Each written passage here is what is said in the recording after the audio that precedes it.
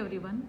I am Shri Head of Department of English, Principal Professor V.V. Patil Sir, Dr. M.P. Anuradha, IQAC Coordinator, Professor Asha D. Nidvani, Associate Professor in Economics and Coordinator of the webinar. IQAC Initiative, Department of English and Economics of K.L.E Societies, Shri Mrityunjaya College of Arts and Commerce, Dharwad, have organized one-day international webinar on value initiatives in higher education. On this occasion, on behalf of SMC Parivar, I extend a warm and hearty welcome to the keynote address speaker and resource person and all the delegates. Now I request our beloved principal, Professor V.V. Patil Sir, to welcome the August gathering. Good morning to each one of you. Today, in our college, Shri Mrityunjaya College of Arts and Commerce, Dharwad, international webinar is being organized by the Department of English and Economics on the topic Value Initiatives in Higher Education. This is exclusively an IQAC initiative of our college. So to this international webinar, on behalf of K.L.E Society, Belgavi, ours is the branch of K.L.E Society, by name Shri Mrityunjaya College of Arts and Commerce, Dharwad. So it is my proud privilege to welcome all the participants to this international webinar on the topic Value Initiatives in Higher Education. So to this webinar, there are two eminent personalities accepted to deliver their knowledge on the value initiatives in higher education. They are acting as resource persons. Number one, Dr. Shri Hadimani, who has got abundance of experience in research work. He is basically a chemistry postgraduate and served as a researcher in so many industries. So at present he is working in pharmaceutical company, Atlanta, USA. And one more personality, Dr. Sandeep Nair. He is an associate professor in the Department of MBA, K.L.E Gupte Institute of Technology, Belgavi. Both are wonderful personalities having versatile knowledge in their respective field. So it is my privilege on behalf of K.L.E Society and on behalf of my college, on behalf of my entire colleagues, to welcome all the participants and the resource persons. To tell something about our K.L.E Society, ours is the biggest society in the whole Asian context, having more than 260 institutions. So this entire credit goes to our chairman, Dr. Prabhakar Koreji. When he assumed the chairmanship in the year 1984, there were only 38 institutions. Because of his hard working, because of his devotion and all, today K.L.E Society has got more than 260 institutions, from nursery to medical, engineering, hospitals, so on and so forth. So today's topic, that is value initiatives in higher education, a wonderful topic, because in this global scenario, every day everything are changing. So if at all a country wants to flourish, so it has to give value education in higher education as such. So they have to take initiatives. Because of that very reason, this topic has been introduced. But in our country, as far as higher education is concerned, for the last 20-25 years, so many initiatives have been taken place by UGC, like NAC, that is National Assessment Accreditation Council. Every college is supposed to be accredited by every 5 years. So such initiatives are already taken. So if at all we want to compete in the global world, so every day, every moment, changes are to be made in higher education. Because of that very reason, this topic is very important topic from everybody's point of view. This topic has been selected. Both the resource parties, the resource persons, they are going to share their ideas on this particular topic. So on behalf of my entire team, that is my colleagues that is Professor S.S. Sangoli Madam, HOD of English Department, Niduni Madam, HOD of Economics Department, Dr. M.P. Anuradha, IQC Coordinator. So, on behalf of all these people and on behalf of my entire team, I welcome all the participants and the resource persons. Thank you.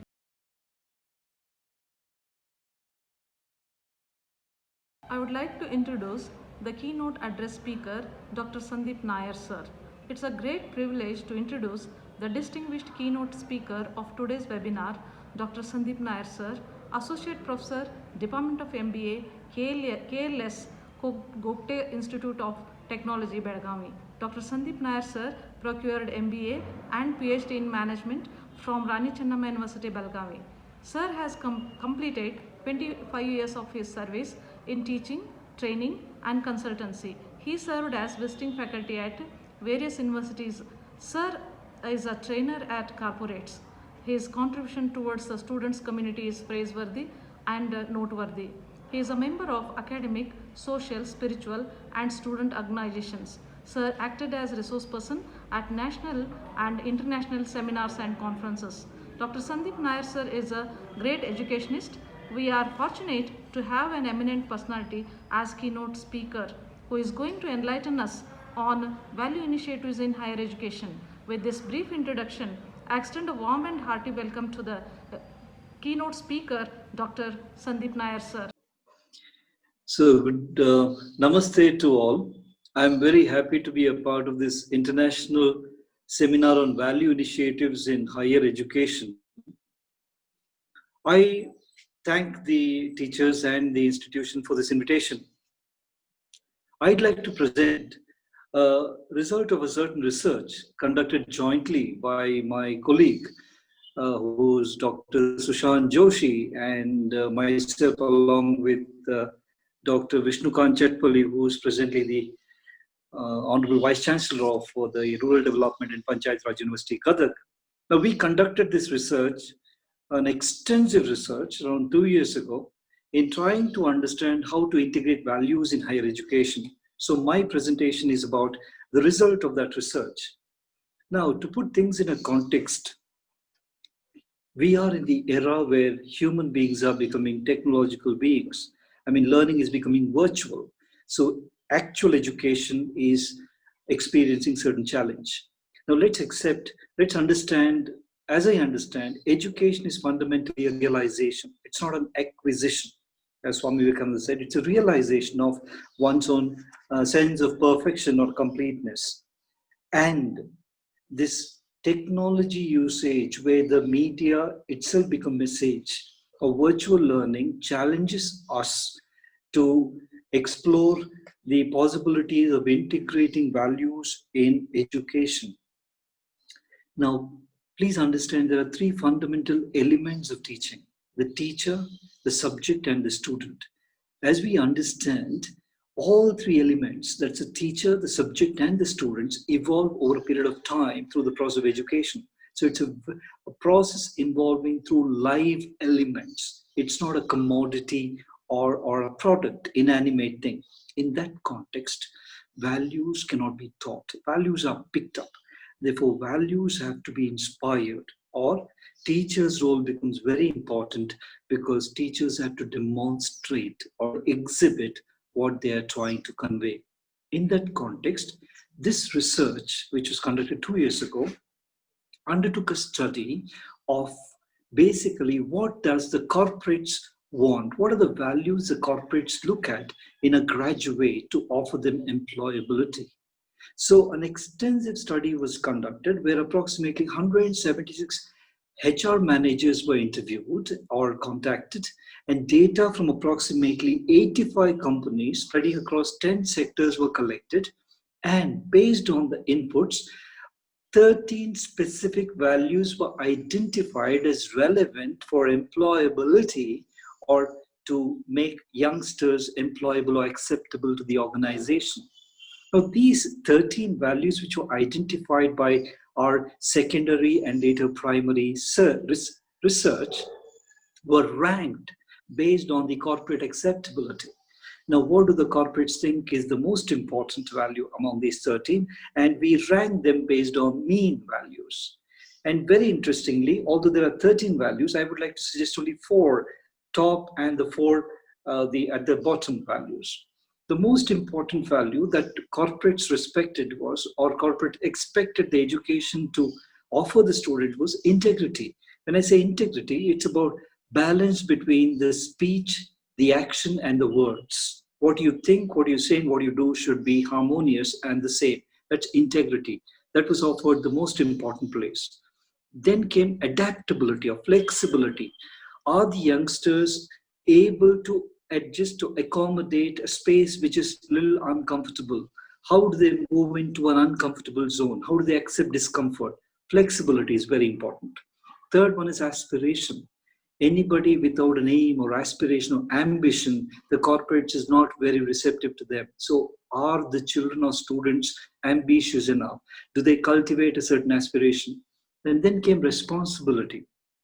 Responsibility was to do youngsters or students own up the results of their action, their words and thoughts? Are they responsible enough? This is the meaning which the fundamental conceptual clarity of these values. Integrity first, adaptability or flexibility, aspirations, and responsibility. And at the bottom came, which surprised us quite, that when I say 13, the 10, 11, 12, 13, the 10th was given as economy. Economy is their sense of value about resources and how do they use it. Empathy came last, which is about how sensitive are they to the other's needs. Then came environment, the environmental consciousness. Now, for example, most of the students themselves, if you ask them what is the meaning of waste, they wouldn't know. And environment is about how everything has its own right place in time. And then came humility. Now, these the corporates termed as the not so important values, and the most important ones, 4 as I identified, were integrity, adaptability, aspiration, and responsibility. Now, based on this initial input, what we did was we tried to integrate it into commerce and management education at the undergraduate level. So we classified a business management course or a commerce or finance course into 5 domain areas. Aptitude, which involves accounting, taxation, costing, and financial management. Then we took into consideration business and economic aptitude, which is about understanding economics and business intelligence, entrepreneurship. Then the third domain was research aptitude, quantitative data, because research becomes very, very important. Then the technology aptitude, how easy are they in self-learning technology and use of technology and utilization of the immense resources that the technology offers. And finally, we took the 5th one as a communication aptitude, presentation, language, negotiation, discussions, deliberation. So we divided the entire UG course into 5 different domains, which are financial, economic, research, technology, and the communication aptitude. And we identified what are the values which are specific to these domains. Certain interesting results came about through our survey. Now, the financial aptitude, for example, the values that had to be cultivated were economy, ambition, and harmony. Now, economy is about knowing the true worth of resources, and ambition, because financial profitability is very, very important. So how aspirational, making the best use of the financial resources. And then harmony, trying to understand the difference between the personal and the professional. How the corporate financial planning is just as important as personal financial planning. So these 3 were identified as a very important values that we go into the financial domain area, financial aptitude domain area. Now, therefore, we identified certain activities that can be integrated and can be connected to the existing syllabus of the university, which we cannot do anything about, which the university has. So these were institutional measures that can be done or integrated to teach these domains. So in order to introduce them to the concept of economy, ambition, and harmony, certain things were identified, like, for example, giving up students a project of understanding the importance of an NGO and how do they function, how do they raise funds, and how do they identify areas of concern.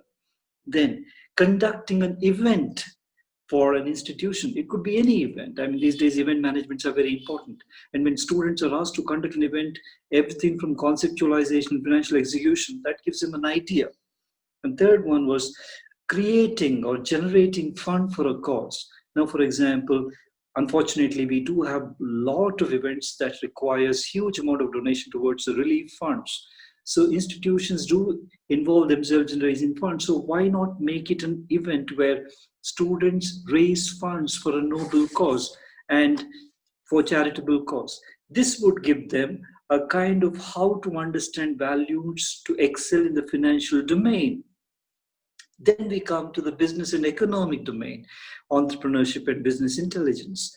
There, the very essential values, three of them which you identified was responsibility, empathy, and economy. Now, responsibilities, do individuals own up the effects of their action or do they blame it on others? Now, that sense of responsibility. Do you own your words, action, and thoughts?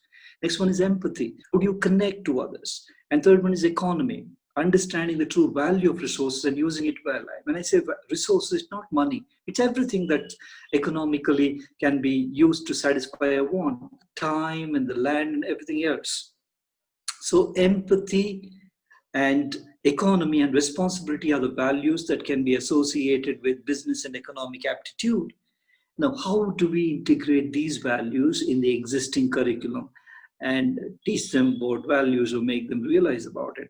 Now, what we felt was one is enable an interaction with a business philanthropist. A lot of businessmen today engage themselves in huge amount of philanthropic activities. Engage students to understand them, interview them, and make a profile of them. What motivates them to go towards a social concern? Then, understanding the CSR activities of a company. Now, CSR has become mandatory. So, understanding a company and trying to map their CSR activities. Third one is a social entrepreneurship model and a report. A lot of youngsters are moving into NGOs these days. So identify a social entrepreneur. How did he choose that particular career? And what are the areas in which he's being involved with? How NGOs are supplementing developmental activities. So this would give them an idea about economy, about entrepreneurship, and also the values which helps them to, empathize with the cause. And basically, let's accept entrepreneurship in India originated not with the desire for generating money or making profits. Entrepreneurship in India is defined as trying to solve a cause, trying to find a problem with a solution for a social cause. So this is about value integration in relation to business and economic domain. The third domain we came into was the research aptitude. These days, we are living in a data-driven world and everything is about numbers. So research aptitude is very, very important. So, and students all across all streams do study research. So in order to develop a research aptitude, what is a kind of, skill or values that needs to be integrated? Because, trying to play with data, you have to be very highly ethical. So the three values associated with research aptitude are honesty, responsibility, and empathy. Now, empathy and responsibility overlap sometimes. Let me come to honesty. When I talk about honesty, we are talking about intellectual honesty. The times that we are living in is where everybody seems to know everything else. Now, therefore, I have to be able to accept as a student what I know and what I don't know, and that's intellectual honesty. Just because I have access to numbers, I cannot claim any conclusion as valid based on my perspective. So therefore, how do we integrate values into research? Now, one is, why not make a social, if not social, an economic profile of the class? Now, in a certain class, students belong to diverse background exists. Many of them belong to different kind of socioeconomic, profiling, demographics, and scholarships and things like that. Understanding the socioeconomic profiling of the class. Next one. These days, a huge amount of government projects and programs go in towards rural development and various other activities. Now, we strongly believe that the institution should be a data repository for the kind of socio-economic development work that happens in their territory. So therefore, engage students in trying to understand what are the various governmental projects related to welfare and their effects actually. And then social internship. Now, social internship is a concept which has been there for quite some time. I mean, as a concept actually, we have a BBA student goes for an industry internship. Now, I think that's good, but then we also should compel students to undertake a social internship. What is a social internship?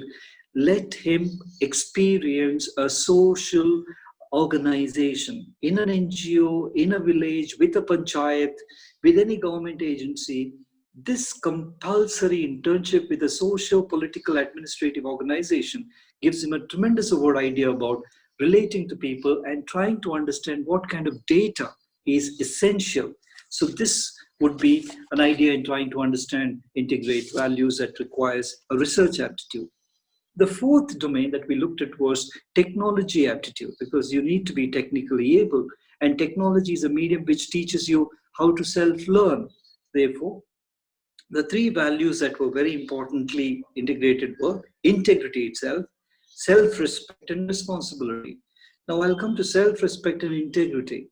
Now, very unfortunately, in a survey or study we recently conducted, it was found that most of the teachers believe that the students may be using deceptive methods during online sessions. Now, fundamentally, the fear is technology does encourage a lot of deception. Therefore, the children have to be, or the students have to be taught how to have integrity. Use technology not for any kind of manipulation, but to only learn and use it for the purpose which is meant for. Unfortunately, I don't know whether we are using technology as technology is using us, but there is some kind of mismatch. So integrity becomes very important in the use of technology. Technology does have a tendency to encourage deception among the users. The student should know that that may not be acceptable. So how do we integrate that? Introduction of technology mannerisms, etiquettes, how to behave and how to present yourself, because all of us, Facebook, I think, is the second largest nation in the world. We are all virtual beings. So how do we conduct it? Netizenry, how do we conduct ourselves? That basic etiquettes have to be presented. Then, profile on social media. Now, for example, I would want my students to prepare a profile on a social media. What do you want the world to see? I mean, do you want to see some very impulsive thing about when the world is watching you on the social media, and once that message is posted, it's there forever, you can't delete it. But how do you want to present yourself to the world? They are aware that when you apply for a certain job, the first thing that does is the company would go through your social media account to understand. So how would an individual, a youngster, would like to present himself to the world through the social media? Make the best use of it. I mean, they're very powerful these days anyway. So making a profile on the social media, and would also interesting, because please understand, an education institution very richly is develops through the alumni contribution network. No institution is ever developed or grown only because of the teaching resources or infrastructure. It's the alumni which enriches them. So I would like to make the students develop and manage, track alumni and find how they are, and it will be a wonderful experience to and make them enrich universities. In fact, in most of the Western universities, in fact, I think 2 years ago, it was the HRD minister, when Prakash Javadekar was HRD minister, he presented this idea that it's a responsibility of the alumni to also enrich institutions. So here, when you are connecting to people through technology, you would understand. Now, what I'm trying to say is very simple. Would the youngster like to befriend their father, mother, or uncle through the Facebook? May not be. Why? Because you have to set a certain standard of behavior. The point is, when you connect yourself to people of eminence, you will know how to conduct yourself in the social media. So that was the whole intention. And I'll come to the fifth domain in this graduate education, the communication aptitude or domain. Here, what we understand is humility is very, very important, and harmony as a very, very important value. Humility. Now, Vidya Dadati Vinayam, that's what we say. After all your learning is obtained, how does it express itself? Through humility. The more humble you are, the more you shall receive. And next one is harmony. A clear understanding about what is personal and the professional has to be clear. So when you're communicating, you have to be humble and you have to understand the meaning of harmony. Now, for example, when I'm talking to somebody, I should know what can I speak about and what I should not be speaking about. That's harmony. So how do we integrate this? Now, first thing is an activity that we proposed was select a role model. Unfortunately, we don't have many role models today, but anyway, select a role model or say, for example, if I were to give you an assignment in a class, identify 5 most influential Indians today and why. Their perspectives may differ, but when you examine them, how important they are to you, you shall look at how to present them and how to understand and how to study their value system. Then, very importantly, book reviews are very important. Reading habits are going away. So let them select a book, review it. Now, primary review, what did they learn from it? And how do they think it's essential for them? So book reviews would be a very interesting activity for students to be presented on. Then we also proposed an activity of identifying them. It's a part of trying to help them understand their own personal value chain. I mean, what is the concept of self? How? Now, for example, relationship management is very important. Now, a youngster has an issue, or maybe in the class or with a friend or the family. When you go examine this value chain, right from the concept of self to the attitude and belief and behavior and outcome, we understand that what is a value chain. This is an exercise at introspection. So when somebody has to correct his own sense of being in relation to somebody, we need to help him introspect through mentoring. So this way, these were some activities that were proposed to be integrated so that values that are essential for corporate employability or even otherwise for being a social citizen. Now, how do we integrate into the education system? Now, values are essential and values have to be inspired, and only teachers can do it, and teachers can do it not through motivating them, by demonstrating it. So therefore we have to integrate these things into learning curriculum, and it's essentially a teacher's responsibility to adapt. Now these are indicative. What we read out was very indicative. This has to be developed with specific context by teachers, and they can enrich the learning of values by students to a great way. To sum up, what I would say is that we were happy to work on this. And as I said, Dr. Joshi and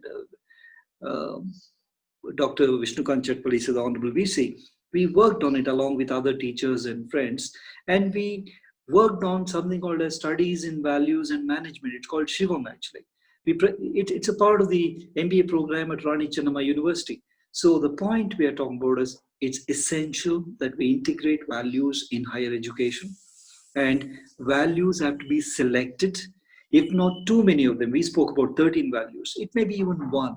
Let's construct a student's development across one value, one particular value, and identify activities, because it's demonstrated. Activities that integrate itself into the existing curriculum. Let's not take excuse of the syllabus suggested by the university or external factors. No, it has to be integrated in the way it can be, because every individual, we believe, teaches some value to the other through his own action, through his own thoughts. That demonstration has to be very, very conscious.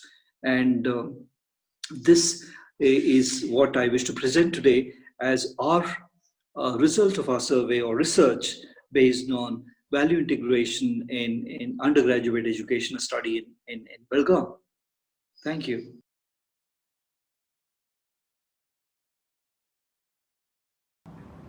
Good morning to everybody. It gives me immense pleasure to introduce the resource person of today's international webinar, Dr. Shri Hadimani. Shri Hadimani was born and brought up in Gulbarga city in Karnataka state, India. He has completed his basic education and master's degree in chemistry subject from Gulbarga University and earned his PhD in chemistry subject from IIT Bombay. After completion of his PhD, he moved to United States in 1996. He has been working in scientific research in the pharmaceutical industry for over 25 years. He is an eminent scientist with over 50 US patents and 35 world patents to his credit. In addition to this, he has published several research publications and scholarly articles in reputed scientific journals. Currently, he holds a Chief Operating Officer position in a pharmaceutical company in Atlanta of USA. He is very passionate about the Basava philosophy and delivers invited lectures on various topics associated with the Basava philosophy and conducts Linga Puja and meditation sessions around the world. In the true spirit of Dasoha, he has established a school, Jnana Jyoti Vidyalaya, in his farm in Kalburgi district and brings in 350 children from neighboring villages and provides education to children. Shri Hadimani is currently serving as a president of Veerashaiva Samaja of North America. This is an organization serving the community in the USA and Canada in promoting Basava philosophy for the last 44 years. In addition to his present service, Sir is also actively involved and serving the several organizations around the world. He is very fond of Indian classical music. He loves to play sitar instruments in leisure hours. With this, once again, a warm welcome to the resource person to this international webinar. Good morning, everyone. Respected dignitaries, staff members, and organizing committee members of Shri Mrityunjaya College of Arts and Commerce, Dharwad, for taking this initiative in hosting an international webinar on value initiatives in higher education. A special thank you note to Principal Professor V.V. Patil, Professor A.S.S. Sangoli, Professor Asha D. Nadwani, and coordinator of this event, Dr. M.P. Anuradha. Indeed, it's a great pleasure and honor to participate in this event along with Dr. Sandeep Nair to share our thoughts on value initiatives in higher education in general and individual life in particular. As you all know, human values are the virtues that guide us to take into account the human element when one that interacts with the other. There are several aspects that create bonds of humanity between the people and thus have value for all of us as human beings. They are our strong positive feelings and essence of relationships. Human values are the foundations for many viable life within the society. They build space for each other so that relationships can thrive, which leads to peaceful coexistence. Thus, the values are universal, irrespective of their caste, creed, color, gender, culture. Hence, they make the fundamental factors for the social, peaceful coexistence. As Allama Prabhu puts in a beautiful vachana, Dhanatara chitrada ruha breyaಬಹುದಲ್ಲದೆ ಪ್ರಾಣವ ತುಂಬಬಹುದೇ ದಿವ್ಯ ಮಂಗಳ ಹೇಳಿದ ಕ್ರಿಯೆಯಲ್ಲಿ ದೀಕ್ಷೆಯ ಕೊಡಬಹುದಲ್ಲದೆ ಭಕ್ತಿಯ ತುಂಬಬಹುದೇ. So as it amply describes that you can paint a beautiful picture of any objects like a bird or an animal, but you cannot fill life into it. Also, you may do the initiation following all the rituals, but you cannot feel the devotions. Same way, we teach all the good moral values, social values, and cultural values at all the levels of the education system. But if there is no desire to adopt them or follow them or inculcate them in their daily actions, then how it would be beneficial? We talk all the time about the human values of brotherhood, friendship, empathy, compassion, love, openness, listening, welcoming, acceptance, recognition, appreciation, loving, caring, sharing, etc., etc. What does it mean to a common people like us? If there is no peace within me, how can I bring peace in the world? To me, when we talk about peace in the society or in the country or in the world, we cannot ignore we as individuals. If there is no peace in the mind of an individual, I cannot understand how there will be peace in the society or in the nation or in the world. Suppose if I have an agitated mind, if my mind is filled with anger, hatred, animosity, jealousy, how can I bring peace to the world? Because I have no peace within myself. Therefore, the great enlightened persons have said first, have peace within yourself. ಲೋಕದ ಡೊಂಕ ನೀವೇಕೆ ತಿದ್ದುವಿರಿ, ನಿಮ್ಮ ನಿಮ್ಮ ತನುವ ಸಂತೈಸಿಕೊಳ್ಳಿ, ನಿಮ್ಮ ನಿಮ್ಮ ಮನವ ಸಂತೈಸಿಕೊಳ್ಳಿ. Meaning, why attempt to straighten the crookedness of the world? Console your body, console your mind. First, discipline your mind. First, try to improve yourself so that you can see the world, the beautiful world as it is. When I start observing within myself and I find that I'm generating anger or hatred or animosity, I become miserable and I realize that I'm the first victim of my anger. I'm the first victim of the hatred that I'm generating within myself and I become miserable. When I'm in that situation, I do not keep that misery to myself. I try to spread it across me. There I create a miserable environment and everything becomes so tense, and that's where the problem starts. And in that situation, if I talk about peace, that doesn't have any meaning. The talk of happiness or start chanting the scriptures to me, what is happening in me is more important to me than anything else in the world. So one has to observe whether there is a peace in me or not. Not at the mere emotional level or at the devotional level, but at the actual level. When we start observing the facts or the situation or the aspects or the situations that's happening around in the society at the actual level without attaching myself emotionally or devotionally, and many of the things gets resolved on its own.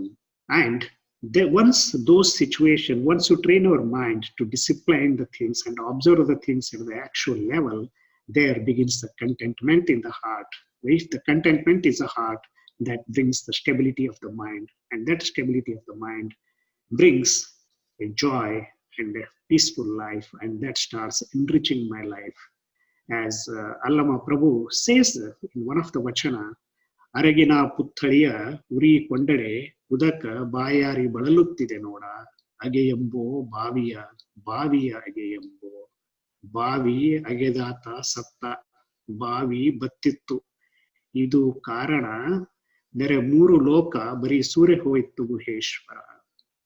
This is a very, very methodical way Allama Prabhu puts it in a riddle-filled vachanas. We call it as a Beregina vachana. It simply means in English, we cannot do the word-to-word translation. I'm trying my best to put it in the right perspective. When a camphor statue catches fire, the well is crying for water. Dig up the well, dig up the well. The digger died, the well dried up. The reason being, all from the three worlds wasted their life for Guheshwara. So what that means it in Kannada is, the deha ಅನ್ನೋದು ಇದು ನಶ್ವರ, ನಶ್ವರವಾದ ಶರೀರ ಅಂದ್ರೆ ಅರಗಿನ ಪುತ್ಥಳಿ, ಇದಕ್ಕೆ ಕಾಲವೆಂಬ ಉರಿ ಗ್ರಹಿಸದ. ಈ ದೇಹದೊಳಗಿರುವ ಮನಸ್ಸು ವೈಷಯಿಕ ದಾಹದಿಂದ ಬಳಲುತ್ತಿದೆ. ಈ ದೇಹ ಮತ್ತು ಮನಸ್ಸುಗಳ ಅಭಿಮಾನಿಯಾದ ಜೀವಿ ಶಾಂತಿ ಸೌಖ್ಯವನ್ನ ಬಯಸಿ ಬಾವಿಗಳನ್ನ ತೋಡ್ತಾ ಇದ್ದಾನೆ. ಬಾವಿ ತೋಡಿದ ಸಂತಾಪ ಅಧಿಕವಾಯಿತೆ ವಿನಃ ನೆಮ್ಮದಿ ದೊರೆಯಲಿಲ್ಲ.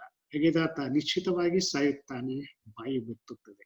So what does it mean is, as the time goes by, the body perishes like a camphor statue caught in the fire. Amidst this, the body or the mind or the human nature is trying to fulfill all its worldly desires. Everyone who came to this world went after to fulfill their desires, but none of them were able to fulfill them, their desires or the greeds. They just wasted their precious life in chasing an illusion to fulfill their desires. And this is just the gist of the vachanas. All we have to do is in our life, the contentment that is a basic need and necessity of the life in order to have a satisfaction and a peace in the life. In one of the vachana, he beautifully narrates, Allama Prabhu, he says, ಊರ ಮಧ್ಯದ ಕಣ್ಣ ಕಾಡಿನಲ್ಲಿ ಬಿದ್ದಾವ 5 ಹೆಣಗಳು ಬಂದು ಬಂದು ಅತ್ತರು ಬಳಗ ಘನವಾದ ಕಾರಣ ಕಾಡು ನಂದದು ಹೆಣವು ಬೇಯದು ಬೇರೆ 3 ಲೋಕ ಬರೀ ಸೂರ್ಯ ಹೋಯಿತು ಕಾಣ Guheshwara. What does it mean is ಊರ ಮಧ್ಯದ ಕಣ್ಣ ಕಾಡಿನಲ್ಲಿ, right in front of everyone's broad view, in the center of the town, ಬಿದ್ದಾವ 5 ಹೆಣಗಳು. That means the 5 bodies are lying. The body means the nirjiva vastugalu. The lifeless objects are lying in this world. Whichever person came to this world, he cried after those 5 objects. It could be anything. The 5 objects are nothing but the kama, krodha, lobha, mada, matsara. The kama, the lust, krodha, the anger, lobha, the greed, mada is the ego, and matsara is the jealousy. Any person who came to this world, always they cried over these 5 dead elements because their bondage, their love or their affection to these objects became so solidified. So neither of them were able to fulfill their desires, nor the objects have vanished. The whole life were just spent, and whole life is wasted in chasing these illusionary objects. In order to overcome these worldly objects, in order to overcome all these, the 5 weaknesses of the mind, whatever you call that, kama, krodha, lobha, mada, matsara, or shabda, sparsha, rupa, rasa, gandha, these are the 5 illusionary objects. It becomes more philosophical if I keep on explaining it. And what I would do is I will just summarize everything into very basic values that we need to inculcate. As you look into these worldly desires, greeds, the jealousy factors that arises here, everything can be compounded by disciplining our mind. How we can train ourselves, how we can discipline our mind, that is the basic value we can teach, we can master. So for example, if I close my eyes and look into my mind, there are a lot of things that are happening. There are several waves that are rising in my mind.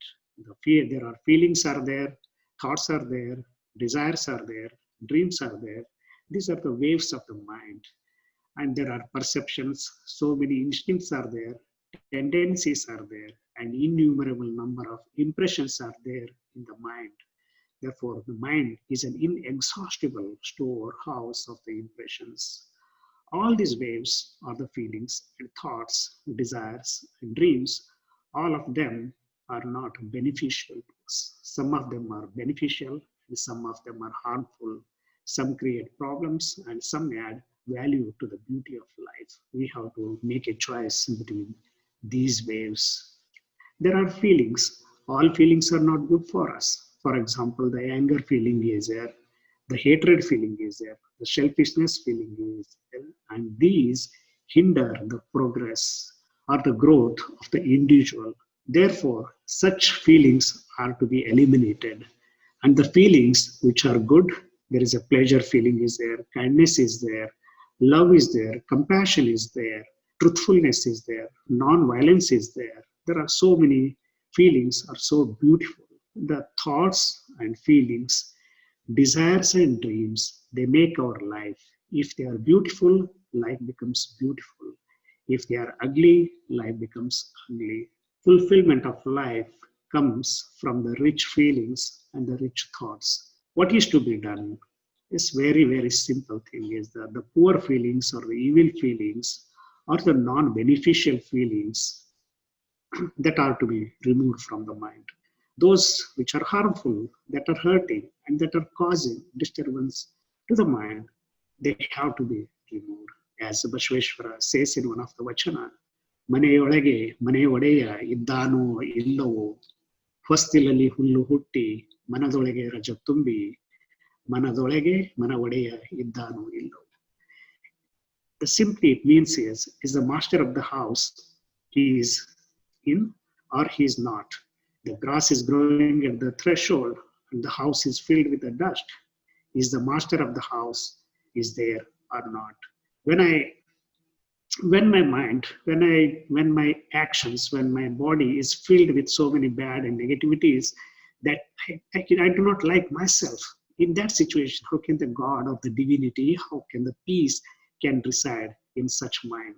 So therefore, it's very much essential.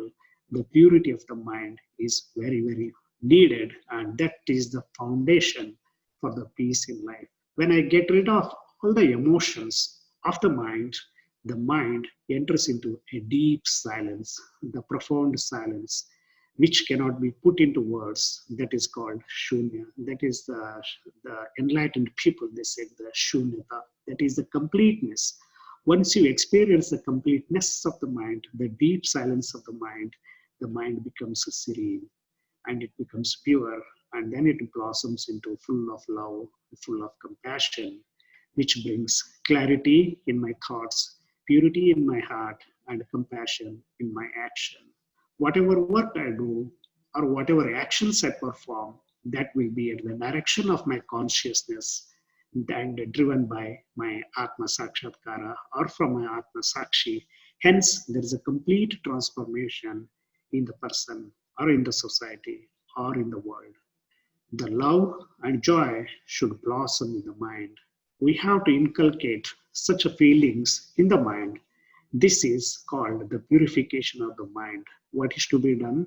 It's very simple. Whatever is there in the mind, which we call impurity, it must be removed. And there are so many beautiful things are there in the world. Just see around. The nature is so beautiful, so vast, so serene. We need to look into that and see and adopt and try to become one with the vastness, because the nature is so beautiful, because God is so beautiful. What is the nature? Simply it says Satyam, Shivam, Sundaram. It is real. Satyam, it is real. Shivam, it is peaceful, so calm, so quiet and wonderful and pleasing. And thirdly, it is Sundaram. It is beautiful. So therefore, let's fill our mind with the beautiful thoughts and good feelings so that my mind becomes rich. My mind enriches my life. The richness of the mind means the richness of life. What values we teach, what values we adopt, and what values we inculcate in our life, in our actions, makes big difference in the society and in the world. And moreover, it brings a new transformation in our own life. Whether it's a personal life or professional life or social life or spiritual life, so that we all can enjoy the peaceful and joyful and blissful life in this world. On that note, I thank once again the organizing committee of this international webinar session, and my special thanks to Professor S.S. Sangoli Madam for that kind invitation and allowing me to share my thoughts with you all.